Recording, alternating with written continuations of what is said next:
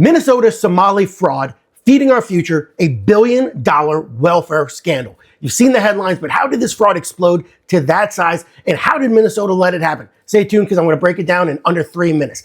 During COVID, the federal government pumped huge amounts of money into programs to feed low-income kids. In Minnesota, a nonprofit called Feeding Our Future and a web of vendors signed up as meal sites. On paper, they were serving millions of meals.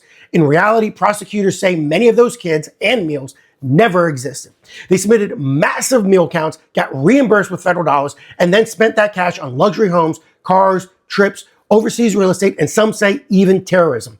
One key defendant alone is accused of stealing over $40 million.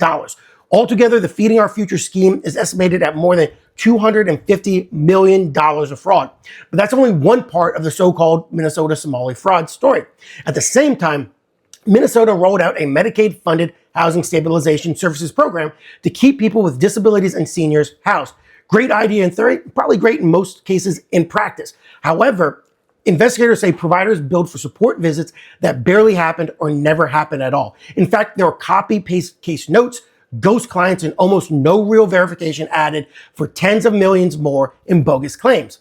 Then you add autism services fraud. Some providers allegedly enrolled kids without proper diagnosis, billed for inflated therapy hours, and paid kickbacks to keep the billing flowing. When you stack food programs, housing stabilization, and autism services together, that's how you get those up to $1 billion Minnesota welfare fraud numbers. So how did Minnesota allow this? Well, first, speed over scrutiny. Remember, COVID relief money was pushed out fast, and agencies were told to move funds quickly.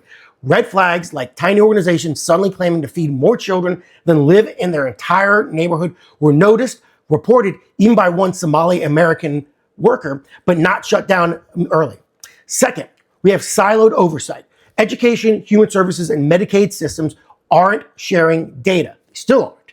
Patterns that looked obviously suspicious across programs stayed hidden inside those separate databases and paper files.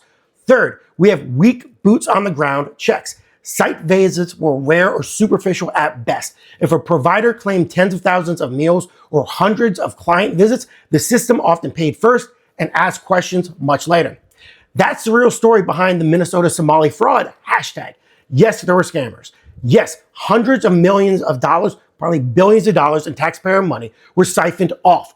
But they were able to do this because the guardrails were missing and the state wasn't watching closely enough.